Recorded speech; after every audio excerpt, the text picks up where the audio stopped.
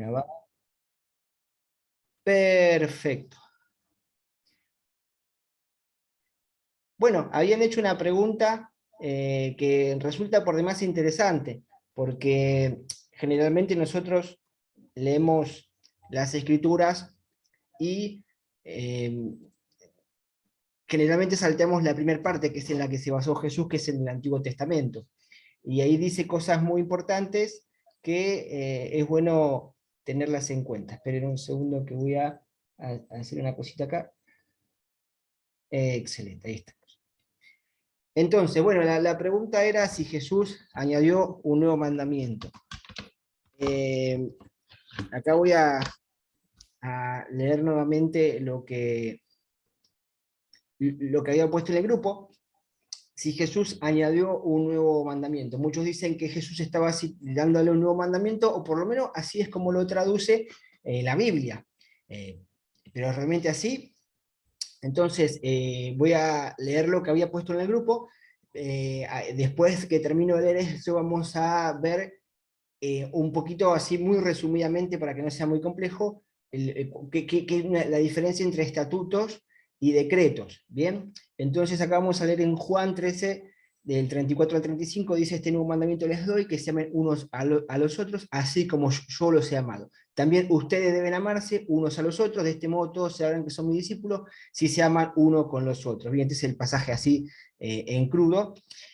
Aquí es donde el Mesías expone un ejemplo de lo que él llamó segundo gran mandamiento. Acá está la parte de Mateo, donde él dice que el segundo es similar al primero. Esto después, si quieren, ustedes lo pueden ver en la Biblia. Entonces acá tenemos Levítico, que Jesús pareciera ser que está repitiendo, y efectivamente está repitiendo, pero añadiendo alguna cosita más, lo que dice Levítico 19:18. No seas vengativo con tu prójimo, ni le guardes rencor. Ama a tu prójimo como a ti mismo, yo el Señor Yahvé. Si decimos que el Mesías estaba dando un mandamiento nuevo, entonces estaríamos diciendo que pecó al agregarle algo a la palabra de Dios. Bien, entonces el Deuteronomio 4:2, incluso en Apocalipsis también lo dice: no añaden ni quiten a la palabra alguno, esto es lo que yo le ordeno, más bien cumplan los mandamientos del Señor Yahvé. Bueno, vamos a avanzar un poquito para conocer cuál es la diferencia entre decreto y estatuto. Entonces acá hay dos tipos de mandamiento en las Escrituras, y ahora vamos a ver los pasajes. Esto es la base para entender qué es lo que estaba haciendo Jesús y no malinterpretarlo, ¿no? Porque nosotros es como que nacimos del cero para adelante, o sea, del año cero hasta ahora, pero del año cero para atrás es cuando se establecieron las bases, que es la que vamos a profundizar. Hay dos tipos de mandamientos, lo que se llaman en hebreo mispatín y juquín. Mitpatín son decretos y Jukim estatutos. Acá voy a leer el Deuteronomio 12:1, dice: estos son los estatutos, es decir, Jukim, y decretos, Mispatín, que cuidaréis de poner por obra en la tierra que Jehová Dios de vuestros padres os ha dado, para que toméis posesión de ella todos los días que vosotros viviréis sobre ellas. Acá Dios estaba mandando a su pueblo a una tierra extranjera que tenían costumbres paganas, y lo que está diciendo Dios es: ahora ustedes no se van a regir como se regían estos pueblos que no me tenían a mí, sino que van a respetar los decretos y las ordenanzas que yo les voy a dar. Pero vamos a diferenciar entre una y otra. Levítico, hay veces que aparecen las dos leyes. Levíticos 25:18 dice: y vosotros haréis mis decretos, Juquín, y mis juicios, mis patín los guardaréis. Entonces, ¿qué son los mispatín? Acá vamos a ir avanzando. Vamos a ver, no hay nadie que... Perfecto. Mispatín son los juicios, son las leyes civiles que Dios estableció. Leyes divinas que protegen, que protegen la seguridad y supervivencia de la sociedad humana. Ellas incluyen, por ejemplo, la prohibición de robo y asesinato, ¿no? O sea, lo que conocemos como los 10 mandamientos, ¿no? Son la norma de Dios, lo que Él establece. Los juicios están relacionados, los mispatín, ¿no? Dice: los juicios, estos juicios de Dios, están relacionados directamente con la justicia de Dios. Es decir, que el Señor considera lo que el Señor considera justo. Es decir, los juicios son decisiones judiciales determinadas por lo que Dios considera bueno o malo. Es decir, muchas veces esto es un poco entrando en la filosofía. Uno dice: bueno, esto que me pasó es algo malo, pero malo desde tu perspectiva, quizás para Dios es algo bueno, pero uno lo mide en base a lo que uno tiene delante y no puede ver más allá de eso. Muchos juicios bíblicos se pueden comprender por medio de la razón. Los juicios nos enseñan a pensar como Dios y a actuar como el Señor lo desea. La Biblia dice que Dios escogió a Abraham para formar un pueblo especial, precisamente porque sabía que él iba a enseñar a sus hijos a hacer justicia y juicio, como Dios manda. Acá está el pasaje de Génesis 18, el versículo 19, hablándole Dios de Abraham, ¿no? Dice, porque yo he escogido para que mande a sus hijos y a su casa después que le guarden el camino del Señor, haciendo justicia y juicio, para que el Señor cumpla en Abraham todo lo que había dicho acerca de él. Pues acá tenemos Génesis 26:5, por cuanto yo Abraham mi voz y guardo mis preceptos, mis mandamientos, mis estatutos y mis leyes. Bien, entonces acá estamos viendo algunos ejemplos de juicios en Éxodo 21, están las reglas de conducta de los amos hacia los siervos, el trato hacia el prójimo. Levítico 18 dice, mis ordenanzas, mis patín, pondréis por obra, y mis estatutos, Juquín, guardaréis en ellos andando. Yo Jehová vuestro Dios, por tanto guardaréis mis estatutos, Juquín, y mis ordenanzas, mis patín, las cuales el hombre vivirá por ello. Estamos viendo lo que es mis patín, que son las leyes civiles. Ahora vamos a ver lo que son los Juquín, ¿bien? Muchas veces en la Biblia se mencionan estos dos conceptos legales, juicios y estatutos, Juquín y Mishpatín. Deuteronomio 12:1, estos son los estatutos, Juquín, y decretos, Mishpatín, que cuidaréis de poner por obra en la tierra que Jehová tu Dios Padre, para que tengáis posesión de ella todos los días que vosotros viviréis sobre la tierra. Vimos lo que es Mishpatín, ahora vamos a ver lo que son los Juquín, que son los estatutos. Los estatutos son ordenanzas divinas. ¿Y cuál es la diferencia? Que muchas veces estas ordenanzas no tienen un sentido, o no lo razonamos, sino que lo cumplimos. Bueno, les voy a poner un ejemplo.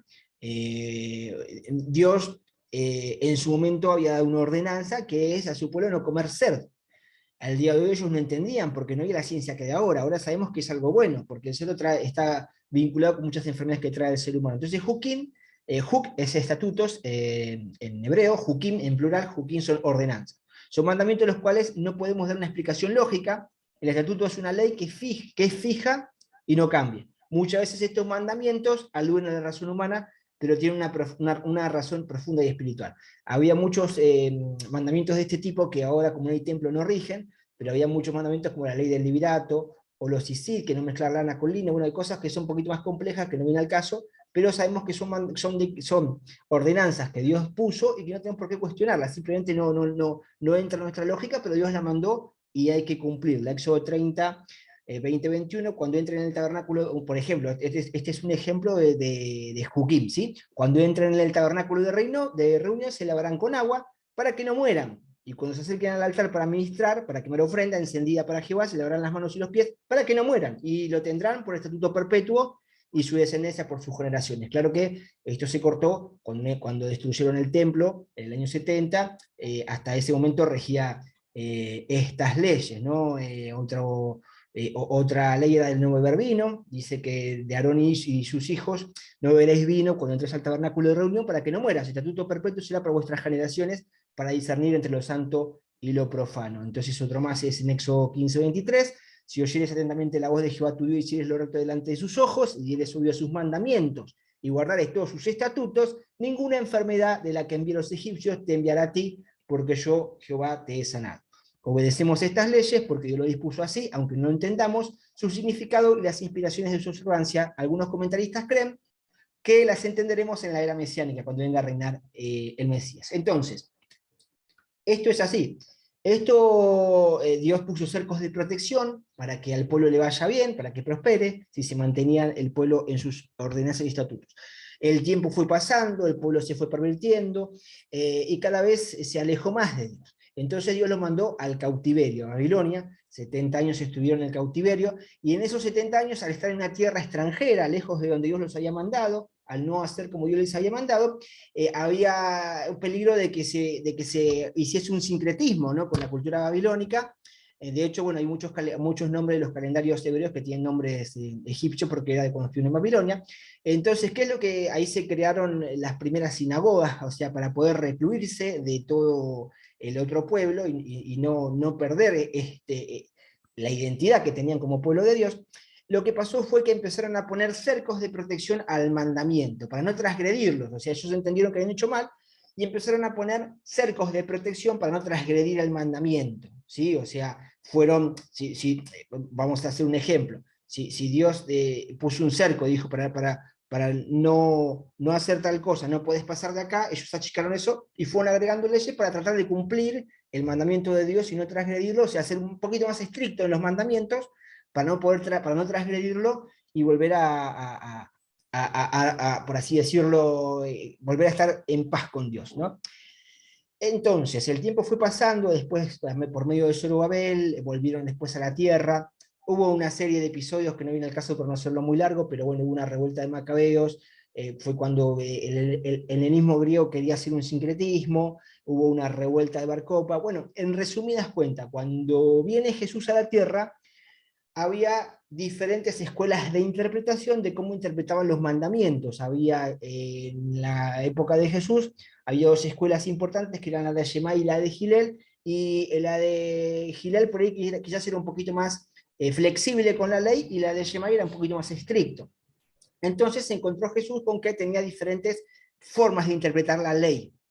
Les pongo un ejemplo, no sé si ustedes recuerdan del pasaje este del Corbán, que Jesús le dice, claro, o sea, ellos se habían puesto tantas leyes que decían, bueno, la ofrenda Corbán es una ofrenda que uno apartaba solamente para Dios. Entonces ellos decían, esta ofrenda está apartada para Dios. Pero Jesús le dice, claro, pero vos agregaste este mandamiento para no transgredir este, pero estás transgrediendo el mandamiento de honrar a tu padre y a tu madre, porque vos podías haber ayudado a tu padre y a tu madre y decís, esto lo consagro con la ofrenda Corbán. Entonces, al haber puesto, se llama takanot, que es cuando le agregan leyes a los mispatín, a los decretos de Dios, son takanot agregados para poder no transgredir eso. Entonces Jesús le dice, o por ejemplo el episodio este cuando dicen, ustedes cuelan el mosquito, la hierba y el eneldo. Entonces hay un mandamiento que decía que tenías que tener el diezmo de todas las cosas. Pero Dios no había mandado dar el diezmo del eneldo, y ellos era como que pusieron más, pusieron más hincapié para no transgredir, agregaron más cosas, y estaba bien lo que hicieron, y Jesús le dijo, bueno, esto no está en el mandamiento, pero estuvo perfecto esto que hicieron, poner este cerco para dar, además, diezmo más de lo que te pedía, pero descuidaste la otra parte, descuidaste la misericordia y el juicio, como dice Jesús. Estas cosas eran necesarias hacer sin dejar de hacer aquellas otras. Entonces, al ver concentrarse tanto en estas restricciones, olvidaban lo más importante. ¿Por qué estoy diciendo esto? Bueno, y acá vamos a entrar y vamos a entender si Jesús dio un nuevo mandamiento o si estaba poniendo un cerco de protección para no transgredir el mandamiento que ya estaba. Y acá estamos entrando, más o menos, ustedes se están dando una idea de qué, para dónde apuntamos. Entonces, este mandamiento nuevo les doy, que os améis unos a otros, como decíamos. Entonces, lo que estaba haciendo Jesús acá es poner un cerco de protección pero sano, porque en los cercos de protección de Jesús, él juzgaba con juicio justo. Hay muchos cercos de protección que habían agregado los anteriores, por así decirlo, rabinos. No existía el rabinato, pero para que se entienda, los que tenían encargado de la casa del juicio, el Sanedrín, que era la casa de juicio, habían agregado demasiadas cargas. Cuando Jesús le dice, ustedes ponen demasiadas cargas que la gente no puede soportar. O sea, habían puesto tantas cargas a la gente que la gente era imposible hacer todas esas cosas para no transgredir el mandamiento, pero se perdía la función original del mandamiento. Entonces Jesús está poniendo un cerco de protección cuando le dice, vamos a leer acá, oíste, bueno, esto está, disculpen, bien, cuando Jesús está diciendo el mandamiento este, de un mandamiento nuevo les doy, o por ejemplo, vamos a ponerlo con otro ejemplo para que se entienda. Jesús dice, oíste que fue dicho, no adulterarás. Pero yo digo, todo el que codicia una mujer con su vista ya adulteró. ¿Qué estaba diciendo Jesús? No estaba anulando el mandamiento o dando por abolida la ley como lo interpreta el cristianismo. No, lo que está diciendo Jesús era, la ley dice que no adulterarás, pero yo te pongo otro cerco más sano para que no caigas eso, ni siquiera la codicias. Porque si la codicias en tu corazón, estás a un paso de caer. Era un cerco sano, se entiende que no anulaba el mandamiento de Dios con ese mandamiento. Como, repito, los mandamientos que han agregado las escuelas de interpretación de los fariseos y más que nada los fariseos y los saduceos, habían agregado ciertas cosas que anulaban el mandamiento al poner tanto cerco. Hoy en día, no es por criticar a nadie, ¿no? Pero son tantas estas restricciones que hoy en día en el judaísmo tradicional, en el Shabbat, ni siquiera pueden tocar el botón de un ascensor, porque eso ya sería como hacer, les pongo otro ejemplo, la Biblia dice que el Shabbat es un día de descanso, pero no dice cómo hacer, qué es lo que se puede hacer o qué no. Entonces fueron agregando cosas, a tal cosa que decían que en el día de Shabbat no se puede ni siquiera crear. Si vos tirás agua y lo tirás a la tierra, estás creando barro y es una creación nueva y eso estás trayendo el mandamiento. Entonces, ¿qué hizo Jesús? Fue, escupió en tierra a un ciego y le dio vista. Entonces, no solamente era un milagro, sino que le estaba dando una lección diciéndole, no, en el Shabbat se puede hacer el bien y se puede hacer esto que ustedes dicen que no. Bueno, y así hay muchas cosas que uno al nacer en esta cultura no se entiende, pero Jesús está dando un mensaje muy grande. O como cuando le dice al paralítico, levántate y anda. Cuando tomó la camilla, en el Shabbat había ciertas leyes que no podías hacer tantos kilómetros. Cuando le dijo, toma tu lecho y anda, estaba transgrediendo ese mandamiento que habían puesto los contemporáneos de él. Entonces se entiende mejor que cuando Jesús está diciendo un mandamiento les doy, no es que está agregando un mandamiento, le está poniendo un cerco de protección, dice, que los améis unos a otros. El mandamiento que leímos era que no tengamos envidia a nuestro prójimo, pero acá está hablando de los hermanos, que ames a tus hermanos. Y de este modo sabrán que son mis discípulos, si los amáis unos a otros. O sea, como que estrechen el amor a tu prójimo, estrecharlo un poquito más, ¿no? Sería parafraseando lo que quiso decir. Vamos a ver otros ejemplos que están muy interesantes. Oíste que fue dicho, amarás a tu prójimo y aborrecerás a tus enemigos, mas yo digo, amáis a vuestros enemigos, bendecís a los que os maldicen y haced bien a los que os aborrecen. Orad por los que os ultrajan y os persiguen, para que seáis hijos de vuestro Padre que está en los cielos, que hace que salga el sol sobre los justos y los injustos. Entonces, al orar por nuestros enemigos, nos va a ser más fácil no transgredir el mandamiento, no agredirlo, no sé si se entiende. O sea, Jesús estaba poniendo cercos de protección para no transgredir los mandamientos que estaban, pero un cerco de protección sano que no anulaba el mandamiento del Padre. ¿Se entiende hasta ahora?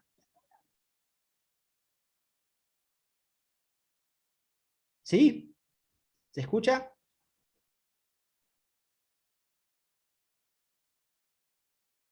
Bueno, Amén. amén, amén, perfecto. Bueno, entonces ya le voy a dar unos ejemplos más para que entendamos, porque esto va en contra de lo que el cristianismo enseña, que Jesús abolió la Torá y tiró todo por la borda, ¿no? Por el contrario, Jesús estaba poniendo más cercos de protección para que no transgredamos los mandamientos que ya puso el Padre. Recuerden que Jesús dice que él no hablaba por cuenta propia, él hablaba todo lo que el Padre le mandó a hablar, que él no hablaba nada por sí. Acá vamos a ir a un pasaje que es muy controversial, y acá yo creo que les va a volar la cabeza.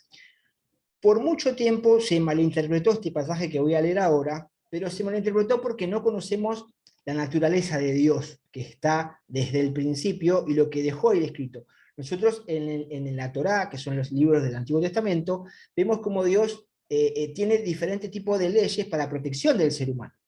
Entonces, vamos a leer esto y yo les digo, o por lo menos me gustaría que me digan ustedes cómo lo interpretan en el cristianismo. Oíste que fue dicho ojo por ojo, diente por diente, pero yo digo, no resistáis al malo, antes cualquiera que te diera una mejilla, volvele la otra. Ahí en Lucas lo dice de otra forma, y dice, pero vosotros oíste que fue dicho amar a vuestros enemigos, de hacer bien a los que os aborrece, bendecid a los que os maldicen y orás por los que os calumnian. Al que te diera una mejilla, prestale también la otra.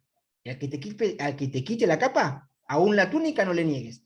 Y al que cualquiera que te pida, dale. Y al que tome lo que es tuyo, no se lo pidas, que no le pidas que te lo devuelvas. Y como queréis que haga los hombres con vosotros, así también hacéis vosotros con ellos. ¿Quieren alguno abrir el micrófono y contarme cómo lo interpretaron ustedes o cómo se les enseñaron esto o qué significa? Si no les digo yo, cómo es que lo aprendí yo, por lo menos de la iglesia donde estuve. Bueno, este pasaje se malinterpretó por mucho tiempo porque se le ponía como que si uno le pegan, tiene que ser, o sea, si uno tiene que ser manso y menso, por así decirlo, de una forma que se entienda. Entonces, lamentablemente, a muchos cristianos le hicieron bullying y por malinterpretar este pasaje se le dejaron pisotear, se dejaron hacer cualquier cosa. Lo que está diciendo acá es otra cosa. Lo que está diciendo acá es otra cosa. Lo que está diciendo Jesús es lo siguiente. Entonces acá estamos hablando de los cercos, ¿sí? Uno tiene que amar al prójimo como a sí mismo, pero también uno se tiene que defender, pero acá parecería ser que dice lo contrario. Pero escuchen. Bien. Tenemos que ponernos en contexto. Cuando estaba Jesús, todavía estaba el templo en vigencia.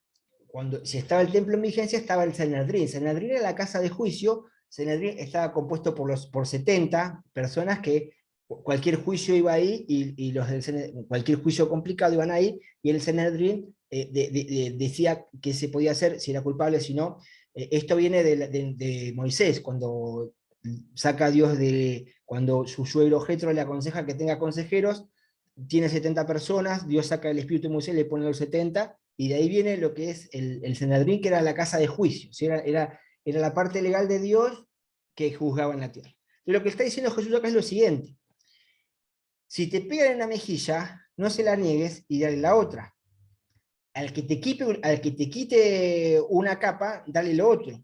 A cualquiera que te pida, dale y no pidas que te lo devuelva. ¿Qué está diciendo acá? Lo que está diciendo acá Jesús es: si a vos te ultrajan, tenés las evidencias para después ir a juicio y poder defender tu causa. No es un tema como lo interpretaba en el cristianismo de poner la mejilla y dejar de pegar. No, defendete. ¿Por qué? Por lo que dice acá: como queréis que los hombres hagan con vosotros, así también hacéis vosotros con ellos. O sea, está hablando de un juicio justo, de una justicia, del que uno tiene que, la Biblia dice que uno tiene que tener la estima más alta de la que tiene que tener, pero tampoco la más baja.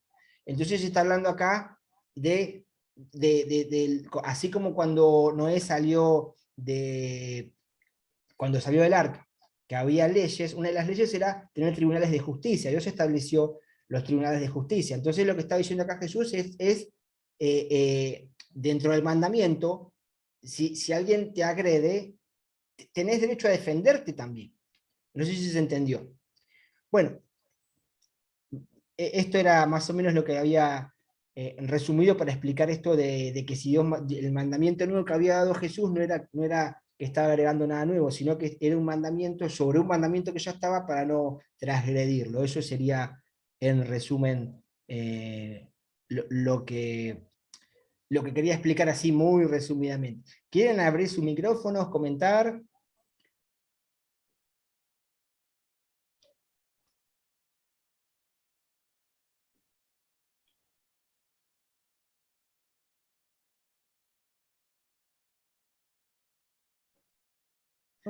O expliquemos, Shalom, hermano. no entendió nada. Shalom. ¿Cómo estás, hermano? Amén, amén. Sí, sí, a ver, yo quería comentar algo al respecto de lo que usted estaba comentando sobre esa regla que ponía Yeshua para no transgredir el mandamiento como un cerco de protección. Eso es como los 613 misbot con respecto a los 10 mandamientos dados a...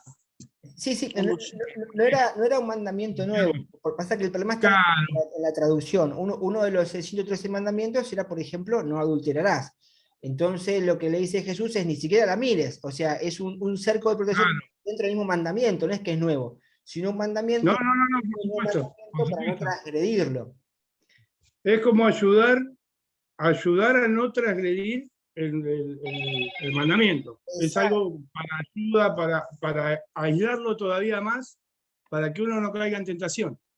exacto. Como había tantas diferentes interpretaciones, y quizás no sabemos si a propósito o desde la ignorancia pusieron tantos mandamientos por su interpretación que anulaban muchos otros.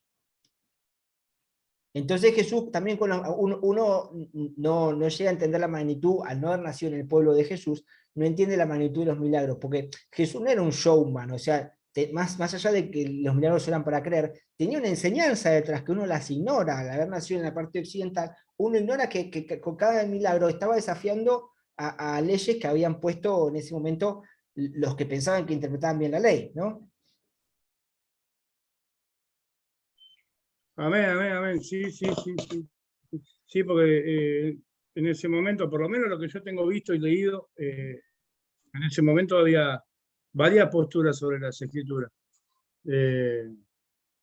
Y generalmente la mayoría, todas transgiversadas por mano del hombre, ¿no es cierto? Exacto. Jesús lo que quiere hacer es poner claridad y bueno, y para interpretar bien lo que Adonai quería para nuestras vidas, ¿no? Y lo que estaban interpretando mal. Y hacer ver lo que estaban interpretando mal. Les voy a compartir un pasaje, que es un pasaje que los rabinos lo tienen muy en cuenta, pero nosotros al estar en el Mesías, al estar en Jesús, lo entendemos de una forma diferente. Si ustedes quieren buscar Génesis 49, 49:8, 49:10. Estas son las bendiciones cuando está Jacobo está Jacobo bendiciendo a sus 12 hijos, y a cada uno le da una bendición especial. Y a Judá le dice, si ustedes quieren buscarlo y leerlo, Génesis 49:10, una bendición que le da Jacobo a Judá.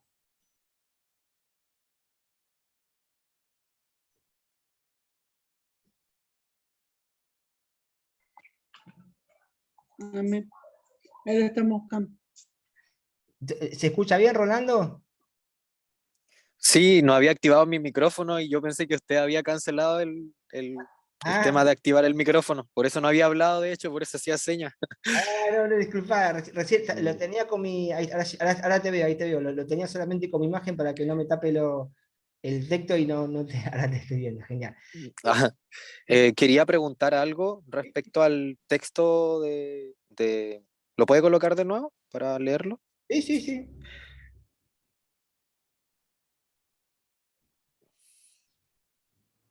¿El del que estamos viendo?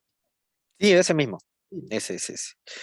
Lo que pasa es que, bueno, yo aprendí muchas cosas que también estaban erradas respecto al cristianismo. Ujú, Y una de las cosas que me decían, por ejemplo, era que me decían que en el Antiguo Testamento decía amarás a tu prójimo y aborrecerás a tu enemigo. ujú. Y yo nunca lo encontré en el Antiguo Testamento, dentro de, por lo menos cuando se dio esos mandamientos dentro de Éxodo, jamás lo encontré, al contrario, fue como, o sea, lo que dice realmente es que si ves a tu enemigo, lo ayudes. O sea, si su carretón, o sea, si está mal, que vayas y lo ayudes. Si su carretón o su burro, me parece que dice, Ujú. Sí, su sí. asno Que la lleves, está, levántalo, si se cae, está que lo repongas, que se lo lleves. claro, que lo ayudes. El tema es... Entonces, en ninguna parte, por ejemplo, del antiguo pacto, yo encontré eso. De hecho, Dios manda a no extorsionar, digámoslo así, a los extranjeros porque le dice, ustedes también fueron extranjeros dentro de otra tierra. O sea, manda a ser empáticos con los demás, totalmente. Exacto. Lo que pasa es lo siguiente. Nosotros como estamos en esta cultura desconocemos cómo era la cultura de Jesús, y en la cultura de Jesús también se maneja mucho lo que es la ley oral, o sea, la transmisión oral. Eh, Ujú, Recién en el año, creo que 600 o 700, se puso por escrito lo que es el Talmud, que era la ley oral que había en esa época. Pero en esa época la mayoría no sabía leer, entonces se transmitían muchas cosas orales. Y en esa transmisión oral a veces se transmitían algunas interpretaciones. Entonces esto es lo que está mencionando Jesús, de que dice, oíste que fue dicho, amarás a tu prójimo como a ti mismo y aborrás a tu enemigo, es un agregado que hicieron de la ley oral de lo que se transmitía. No estaba escrito, pero era un agregado que se había hecho, lo que hoy sería llamar la ley oral, como el Talmud que se conoce, que ujú. son las interpretaciones de los rabinos. Yo quería justo leer un pasaje que está más o menos relacionado con esto que estamos hablando, está en Génesis 49:10. Esto es la bendición que le da Jacobo a Judá, y dice, el cetro no se apartará de Judá, ni la vara del gobernante entre sus pies. En lo que está diciendo acá, el cetro era la autoridad, el que interpretaba las cosas, el que interpretaba la palabra. Entonces Judá, de ahí vienen los judíos, ellos tenían la autoridad dada por Dios para interpretar la palabra, el mandamiento, por así decirlo, ¿sí? Pero hay algo, o sea, por eso los judíos se toman el atrevimiento al día de hoy de cambiar la fecha de las fiestas y demás, porque tienen esa autoridad que le dio Judá. Pero lo que omiten es lo que dice después, porque dice, lo repito el pasaje, Génesis 49:10, el cetro no se apartará de Judá, ni la vara del gobernante entre sus pies, hasta que venga Silo. Silo, ¿quién es Silo? Esto interpretan, estoy hablando de algo antes de Jesús, ¿sí? Como ellos interpretaban esto, que se refería al Mesías. Y Jesús ya vino. ¿Qué quiere decir esto? Que Silo era el Mesías. Entonces él es el que tiene la verdadera autoridad para interpretar bien las escrituras. ¿Y a quién le delegó la autoridad a Jesús? A sus discípulos, a sus Shelahim. Entonces ahí vemos cómo es el que tenía cuando le dice a Pedro, por ejemplo, cuando el pasaje este que está tan mal interpretado en el cristianismo, que dice, le dio autoridad para atar o desatar, no se refería a demonios, si ustedes lo leen en el contexto no tiene nada que ver con los demonios, se refiere a la autoridad para establecer qué es lo legal o qué es o qué es lo no legal. O sea, tiene esa autoridad que vino, que Silo trajo esa autoridad y el cetro pasó de poder interpretar la palabra correctamente a Jesús y a sus sherajín, a sus emisarios, y ahí es lo que tiene la verdadera autoridad para interpretar cuál es el significado del mandamiento, qué es lo que se establece. Es un poco más complejo esto, pero bueno, es importante ver cómo nos perdemos un montón de riquezas el cristianismo y la teología, al desvincularse de sus raíces hebreas de la fe, hay cosas que se interpretan muy mal. Uy, me quedan solamente 5 minutos. Por ejemplo, Jesús estuvo siempre dentro de Jerusalén y todos los milagros que ocurrían, si ustedes lo pueden contrastar en sus Biblias, todos los milagros que ocurrían dentro de Jerusalén, todos los que tenían milagros decían que glorificaban a Dios, todos glorificaban, no al hombre, sino a Dios glorificaban. Cuando Pablo va a una isla, a un lugar de Corinto, que estuvo Esmirra, creo que era un lugar que era muy pagano, dice que sanó a una persona de ahí y le vinieron a hacer ofrendas. A Pablo lo confundieron con Zeus, a Bernabé con Mercurio, porque era una cultura pagana. Entonces, fíjense como el mismo milagro, dentro de Jerusalén, dentro de la jurisprudencia, la interpretación de la Torá, se interpreta de una forma y afuera como que el milagro se paganiza, o sea, como que se pierde el sentido cuando se hace algo fuera de los parámetros que Dios estableció. Entonces, la teología cristiana, al querer interpretar algo desvinculado de las raíces hebreas, o sea, fuera de la raíz, entonces está injertado en un árbol que no es el auténtico. El verdadero árbol es el de la savia, ¿sí? El de la savia del pueblo de Dios, de Israel, el pueblo judío, la verdadera savia. Entonces, bueno, lo que pasó, esto está muy bien ejemplificado en Romanos 11, cuando Pablo le dice que fuimos injertados en ese olivo natural. El olivo natural es la verdadera, es eso que te nutre de Dios, que es de Dios. Entonces, fuera es como que crecimos nosotros, pero injertados en otro lugar fuera de Israel, el que Dios quería. Entonces tenemos una mezcla, un sincretismo de cosas que no nos hacen no interpretar muy bien el mandamiento. No sé si se entendió más o menos. Sí, una pregunta, o sea, eh, José, ¿cómo se llama? El hijo de Israel, Uh-huh. José, no era medio hermano con sus demás hermanos, ¿cierto? Y era hermano directo con Benjamín. exacto, José era, por así decirlo, el hijo legítimo. ¿Por qué? Porque José era el hijo de Raquel, que era la que siempre quiso su padre Jacob. Entonces le dieron a Lea engañada, tuvo varios hijos con Lea, después con Bilpa, o sea, no es que fueron ilegítimos, no, o sea, todos los hijos son legítimos, me refiero, no cumplían el plan, el propósito para que naciese el Mesías, que era el linaje de la primogenitura. Todos los hijos son legítimos. Por, ¿Sí?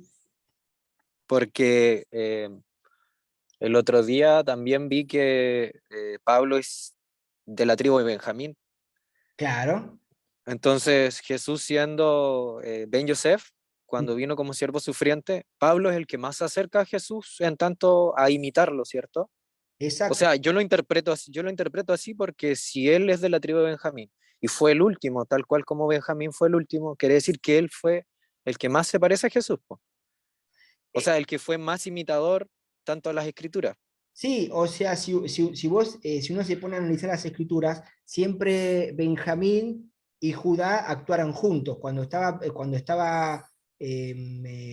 José, que no se iba a revelar, era Judá el que da la vida por Benjamín, ante el padre, ante Jacob. Entonces, por ejemplo, Sansón, si mal no recuerdo, era de Benjamín. Bueno, a lo que voy es que siempre vemos en las escrituras como a Benjamín y a Judá actuando como un equipo, ¿no? Entonces por eso hoy Yeshua, o sea, Jesús que era de Judá y Pablo que era de Benjamín, era como que estaban ahí actuando. Esto después lo voy a complementar en el grupo, si quieren les mando para que puedan comparar esto, como siempre los dos están como actuando en conjunto, en equipo, pero bueno, sí, es así como observaste vos, que estaban trabajando como un equipo, ¿no? Ujú. Con Mesías. Así Y que, esas eran mis preguntas. Ya, muchas gracias. nada, Muchas gracias, de verdad, se agradece mucho. quedan 2 minutos, así que bueno, hasta que se corte, si quiere Carlos o Fabiana decir algo.